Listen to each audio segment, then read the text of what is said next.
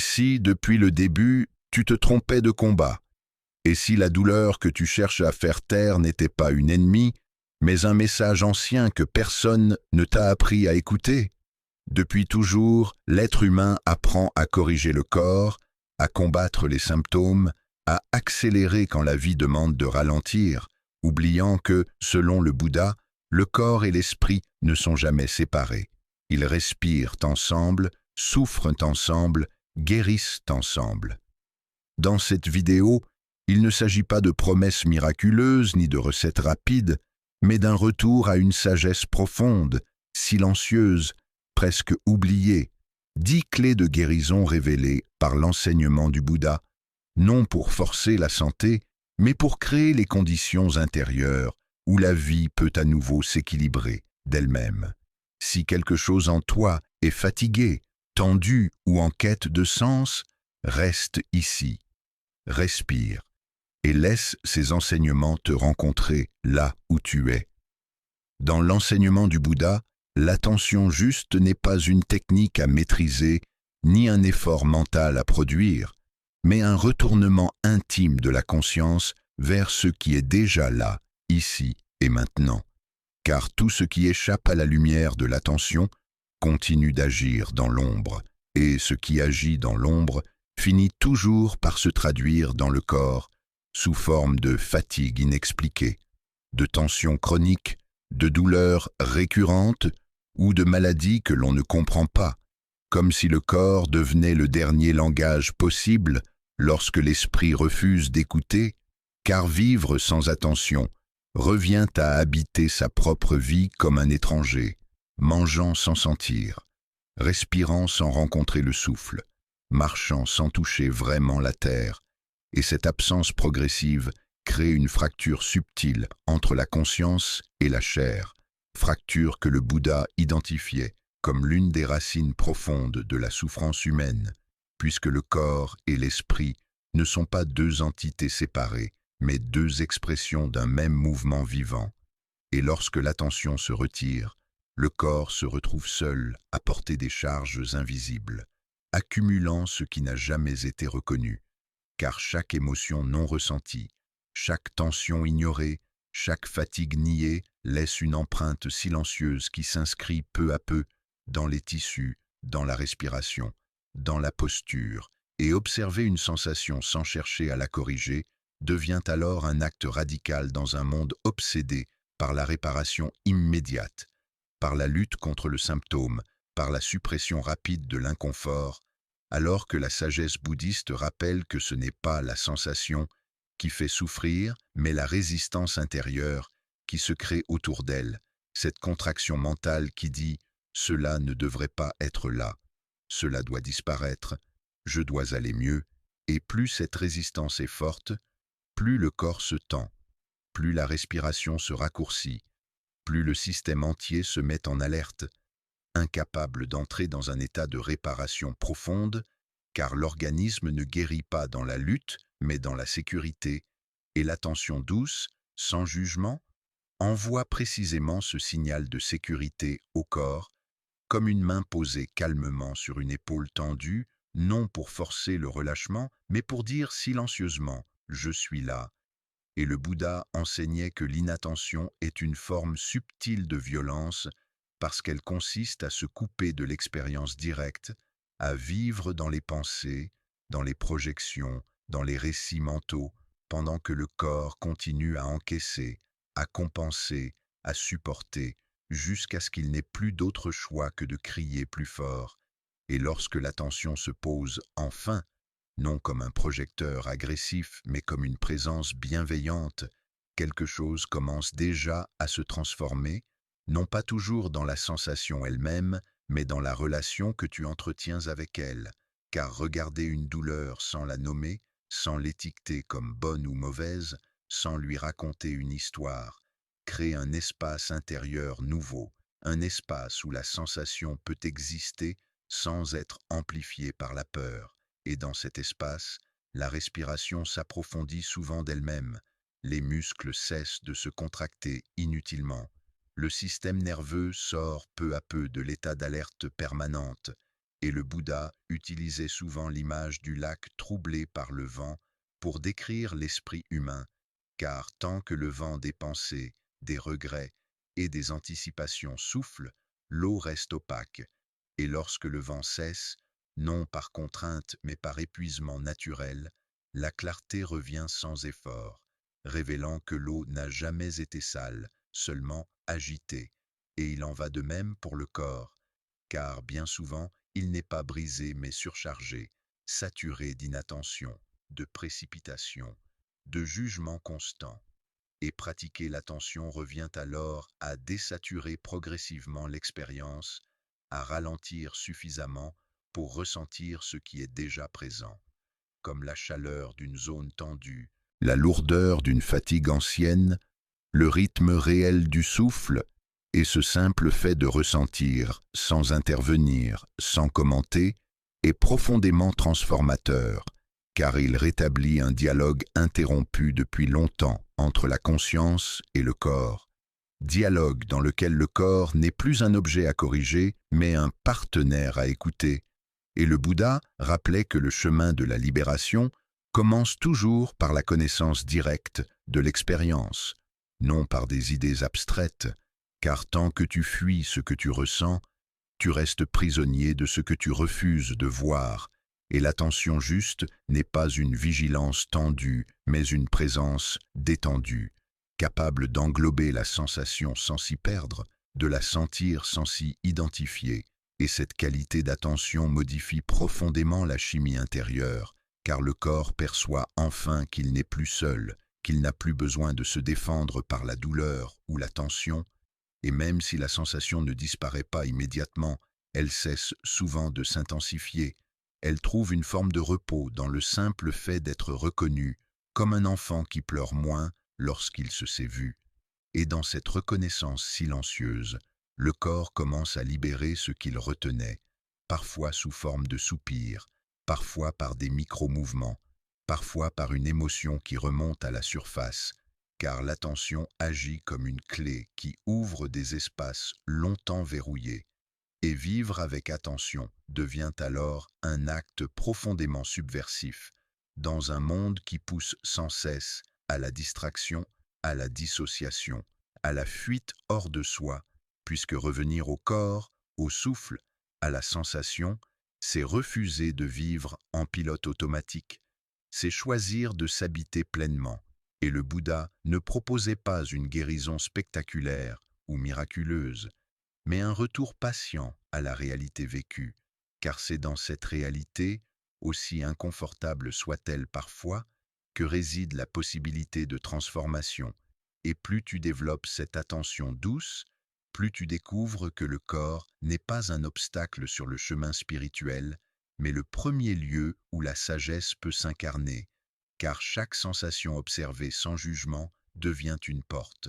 Chaque respiration consciente devient un ancrage. Chaque moment de présence devient une réparation invisible mais réelle. Et ainsi,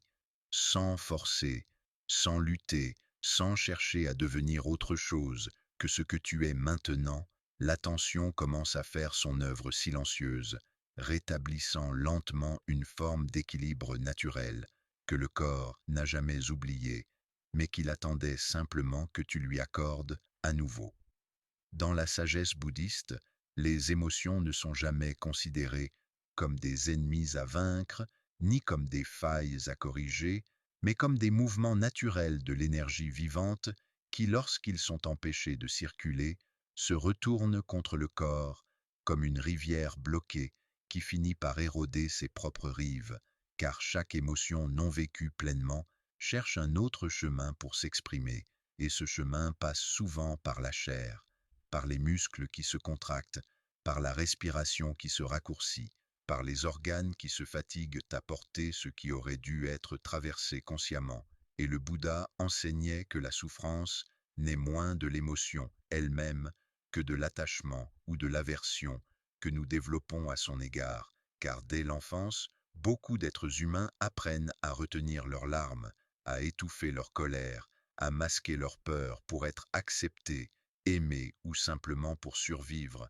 et ce conditionnement crée une dissociation progressive entre ce qui est ressenti et ce qui est autorisé à être exprimé,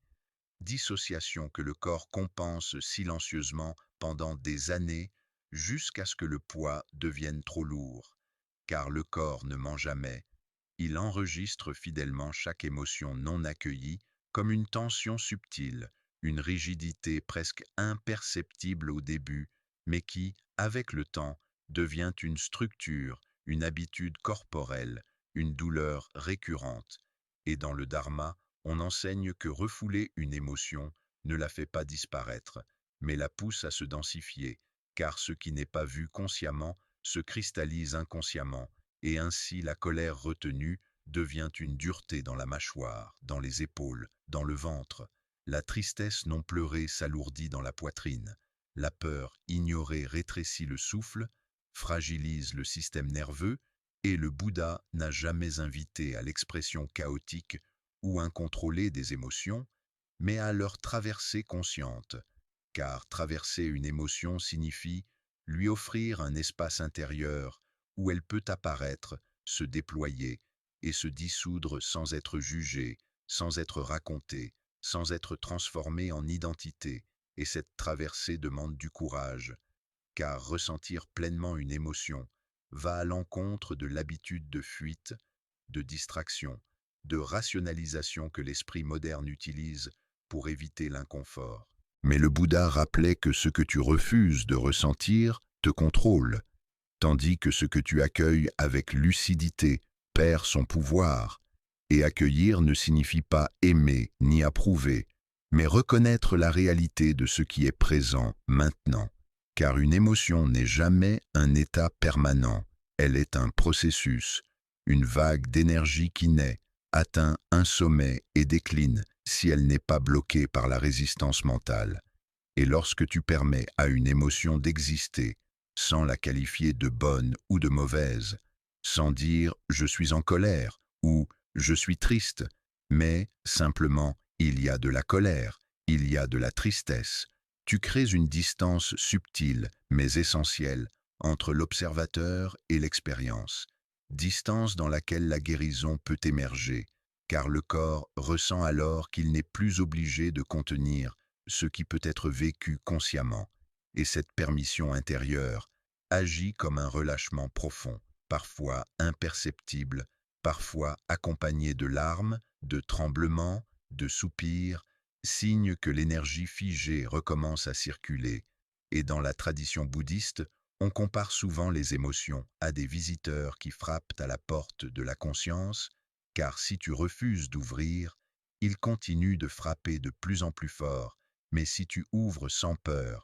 sans t'identifier, ils entrent, restent un moment, puis repartent d'eux-mêmes. Et le corps, libéré de la tâche de retenir ces visiteurs indésirables, retrouve peu à peu une fluidité oubliée, car beaucoup de maladies chroniques ne sont pas seulement liées à des causes physiques, mais à une accumulation d'émotions jamais digérées, jamais métabolisées par la conscience, et le Bouddha insistait sur la compassion envers soi-même comme condition essentielle de toute transformation. Car comment une émotion pourrait-elle se relâcher dans un espace intérieur hostile, où chaque sensation est immédiatement jugée, condamnée ou interprétée comme un échec spirituel, alors que la compassion crée un climat de sécurité dans lequel le système nerveux peut enfin sortir de l'état d'alerte permanente, car un corps en alerte ne guérit pas, il se défend, et se défendre consomme une énergie immense qui n'est plus disponible pour la réparation, et offrir un espace sûr à son monde intérieur ne signifie pas s'isoler du monde ou s'enfermer dans l'introspection, mais apprendre à être présent à ce qui traverse sans se perdre dedans, car la lucidité bouddhiste n'est jamais une immersion aveugle dans l'émotion, mais une présence claire qui observe sans s'identifier. Et cette clarté agit comme un feu doux qui transforme sans brûler, car l'émotion, lorsqu'elle est vue, ressentie et laissée libre de son mouvement naturel, perd sa charge excessive. Elle redevient une information, un message, une énergie, et non plus une menace, et peu à peu, le corps cesse de porter ce qui ne lui appartient pas,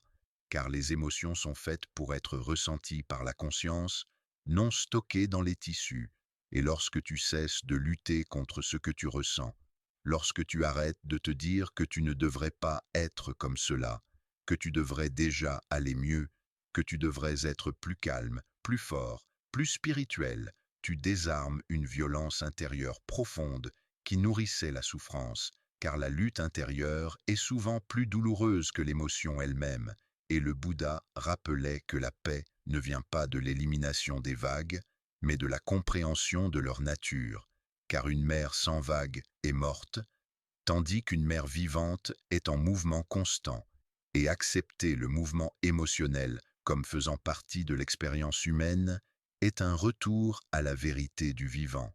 Et dans cet espace d'acceptation lucide, quelque chose se réorganise en profondeur, car le corps reconnaît enfin un allié dans l'esprit, non plus un juge ou un contrôleur. Et cette alliance silencieuse entre la conscience et la chair permet à des tensions anciennes de se dissoudre sans effort volontaire, simplement parce qu'elles ne sont plus nécessaires. Et ainsi, libérer les émotions retenues n'est pas un travail spectaculaire ni dramatique, mais un processus intime, patient, presque invisible, où chaque émotion accueillie devient une couche de poids en moins. Chaque résistance abandonnée devient un espace de respiration retrouvé. Et le chemin de guérison se poursuit alors non par la force, mais par une douceur ferme, une présence stable qui permet à la vie de circuler à nouveau là où elle avait été enfermée trop longtemps. Vivre en harmonie avec les rythmes naturels, dans la vision du Bouddha, n'est ni une pratique secondaire ni une simple recommandation de bon sens, mais une compréhension profonde de la manière dont la vie se maintient en équilibre. Car le corps humain n'est pas une machine isolée, évoluant indépendamment du monde. Il est une expression directe de la nature elle-même, soumis aux mêmes lois invisibles que les marées, les saisons, la croissance des plantes et le cycle du jour et de la nuit.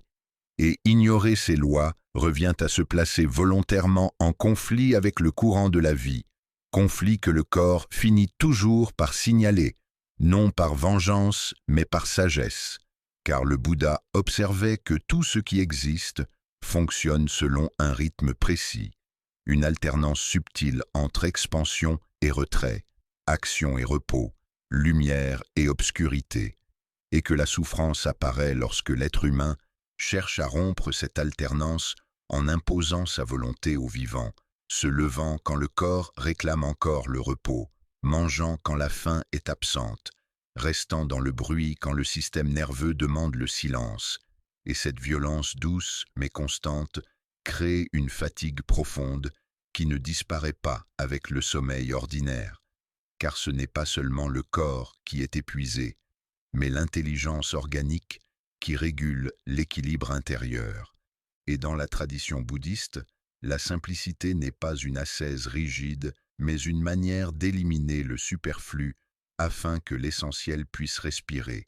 car chaque excès, qu'il soit alimentaire, émotionnel, mental ou sensoriel, demande une énergie d'adaptation qui détourne le corps de ses fonctions naturelles de réparation, et le Bouddha montrait par son mode de vie que se lever avec la lumière n'est pas une discipline imposée, mais une réponse naturelle du corps lorsqu'il n'est plus saturé de stimulations artificielles, car la lumière du matin régule le souffle, les hormones, la clarté mentale, tout comme l'obscurité du soir invite naturellement au ralentissement et au sommeil réparateur. Et honorer le sommeil devient alors un acte de guérison en soi, non comme une fuite de la réalité, mais comme une immersion dans un autre rythme, plus lent, plus profond, où le corps travaille en silence à réparer ce que l'agitation du jour a fragilisé, car priver le corps de ce temps de régénération revient à demander à la terre de produire sans jamais se reposer, et même la terre la plus fertile finit par s'appauvrir si elle est exploitée sans pause et mangée avec conscience et gratitude, dans la sagesse bouddhiste, n'est pas une simple politesse spirituelle, mais une reconnaissance directe de l'interdépendance, car chaque aliment est le fruit d'un enchaînement complexe de causes et de conditions. La pluie, le soleil, la terre, le travail humain, et lorsque tu manges sans présence, dans la hâte ou la distraction, tu romps ce lien, transformant un acte vital en simple remplissage, alors que manger lentement, en ressentant les textures, les saveurs, la chaleur ou la fraîcheur, permet au corps de se préparer à l'assimilation, car la digestion ne commence pas dans l'estomac, mais dans l'attention, et l'esprit dispersé perturbe ce processus subtil, créant des déséquilibres qui, avec le temps, deviennent chroniques. Et le Bouddha savait que ralentir les gestes n'est pas perdre du temps mais retrouver la justesse du mouvement, car un geste lent est un geste habité, et un geste habité ne gaspille pas l'énergie, alors que la précipitation constante crée des microtensions dans tout le corps, contractant les muscles, accélérant la respiration, maintenant le système nerveux dans un état d'urgence artificielle, et vivre dans le bruit permanent, qu'il soit sonore, visuel ou informationnel, empêche l'esprit de se déposer, car le silence n'est pas seulement une absence de son, mais un espace où la conscience peut se réorganiser. Et dans la tradition bouddhiste, les périodes de silence étaient essentielles, non pour fuir le monde, mais pour réentendre la vie, car c'est dans le silence que les messages subtils du corps deviennent audibles, comme la fatigue avant l'épuisement, la tension avant la douleur, et lorsque la vie devient trop rapide, trop dense, trop chargée, le corps n'a plus la possibilité de réguler naturellement ses signaux. Alors il intensifie le message, parfois jusqu'à la maladie, non comme une punition morale, mais comme un mécanisme de survie, car la maladie devient alors un arrêt forcé, là où l'écoute volontaire n'a pas eu lieu, et respecter les rythmes naturels demande une humilité profonde, car cela implique de reconnaître que la volonté personnelle n'est pas toute puissante, que le corps possède une sagesse qui dépasse les objectifs, les obligations et les calendriers. Et cette humilité est au cœur de la voie du Bouddha, car elle dissout l'illusion de contrôle qui pousse l'être humain à se dépasser en permanence, à ignorer ses limites, à confondre valeur personnelle et productivité, alors que la vie ne se mesure pas à la quantité d'action, mais à la qualité de présence, et lorsque tu choisis la simplicité, non par contrainte, mais par écoute, tu réduis naturellement la surcharge sensorielle, mentale et émotionnelle qui épuisait le système, car chaque engagement inutile, chaque stimulation excessive, chaque accumulation superflue demande une attention constante, et cette attention, détournée de l'essentiel, manque ensuite pour l'écoute du corps. Et le Bouddha montrait que vivre simplement n'est pas se priver mais se libérer,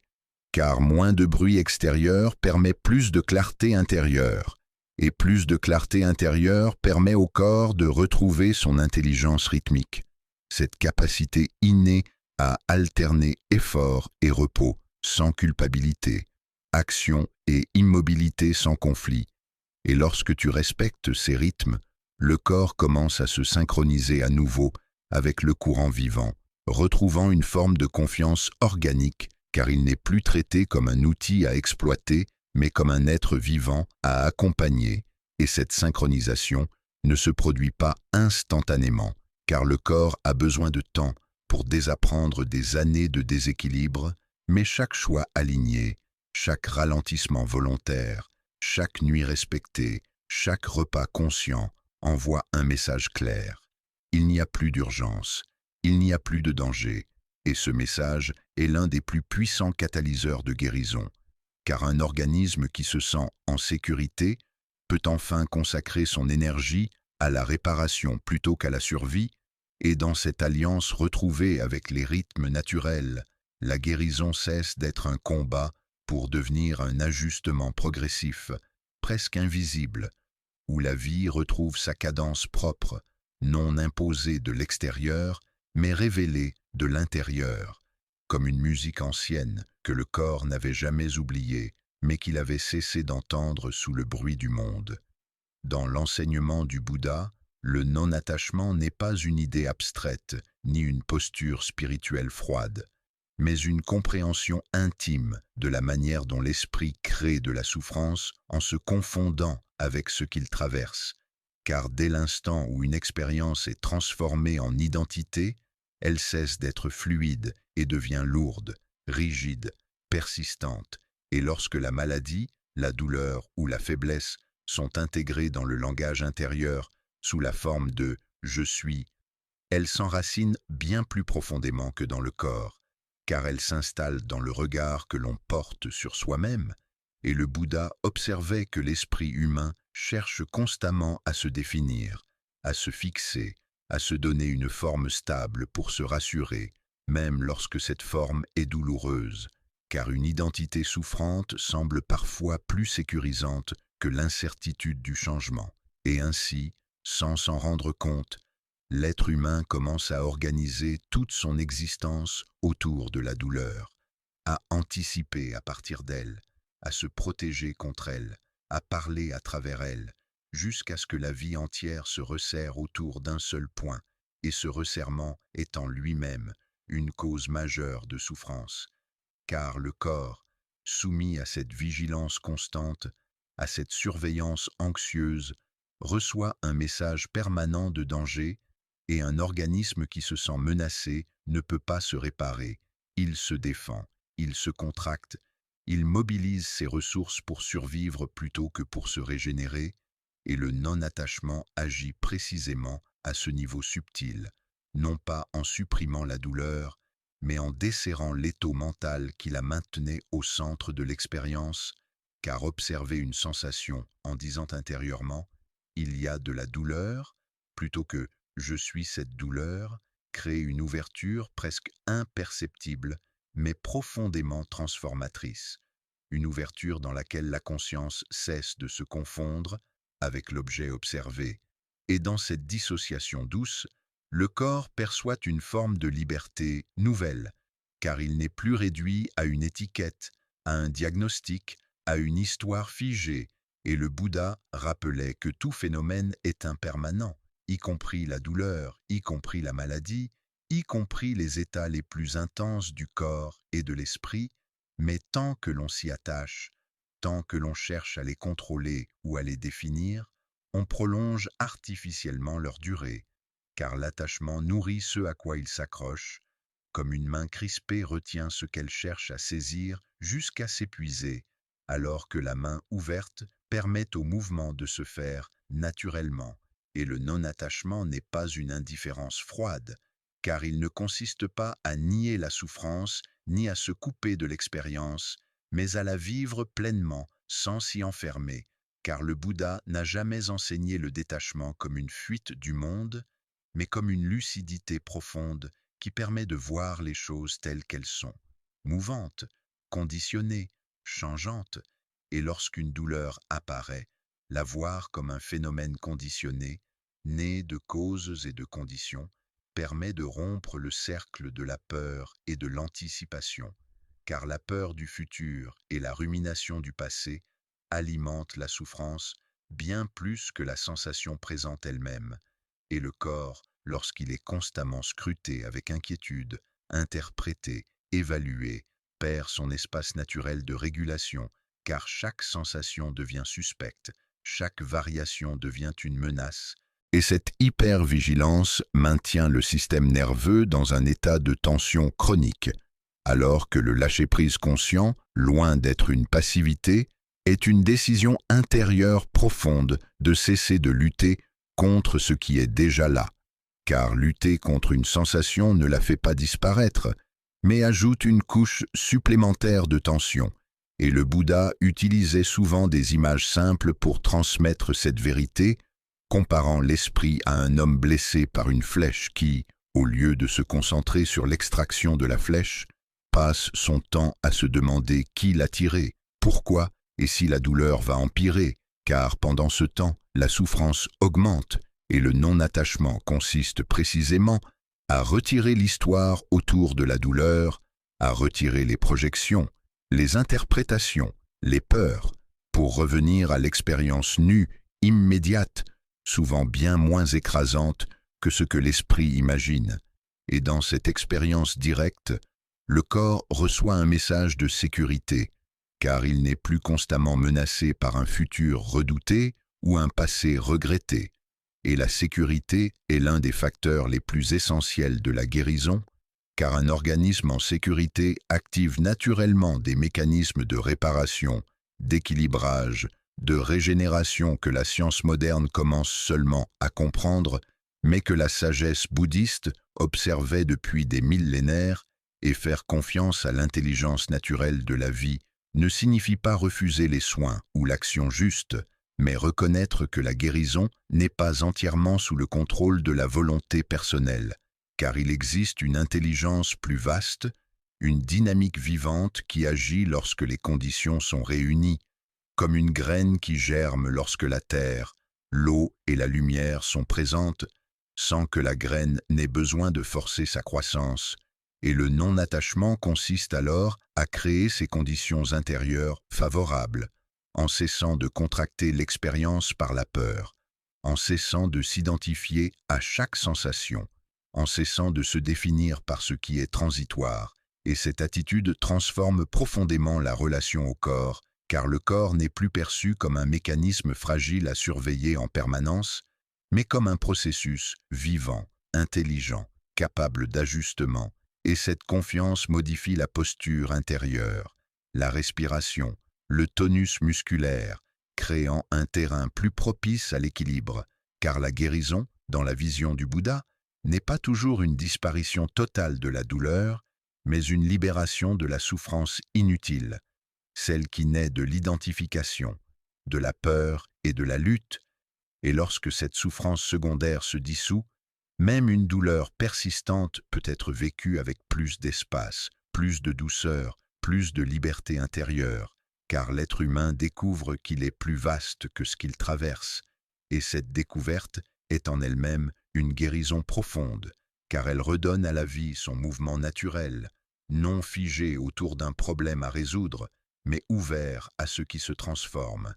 Et dans ce mouvement, le corps retrouve peu à peu la possibilité de faire ce qu'il sait faire depuis toujours, chercher l'équilibre, s'ajuster, se réparer quand les conditions le permettent, sans pression, sans violence, sans cette exigence intérieure qui disait auparavant « je dois aller mieux », car parfois la guérison commence précisément au moment où l'on cesse d'exiger qu'elle arrive et où l'on s'abandonne, non par résignation, mais par compréhension, à la sagesse silencieuse de la vie en train de se déployer. La véritable guérison ne fait pas toujours de bruit. Elle ne s'annonce pas avec éclat, elle ne crie pas victoire. Elle commence souvent dans un silence intérieur, lorsque tu cesses enfin de te battre contre toi-même. Le Bouddha ne promettait pas un corps sans douleur, mais une liberté plus profonde, celle de ne plus ajouter de souffrance à ce qui est déjà là. À travers l'attention, l'accueil des émotions, l'harmonie avec les rythmes naturels et le non-attachement, tu redécouvres une vérité essentielle. Tu n'as jamais été brisé, tu as seulement été éloigné de ton propre centre, et chaque instant de présence est un pas de retour vers toi. Si cet enseignement a touché quelque chose en toi, ne cherche pas à l'analyser, laisse-le simplement descendre. Le chemin de la guérison n'est pas devant toi. Il commence là où tu es, maintenant. Merci d'avoir marché un moment au-delà du mental. Que ton souffle soit paisible et ton cœur plus léger.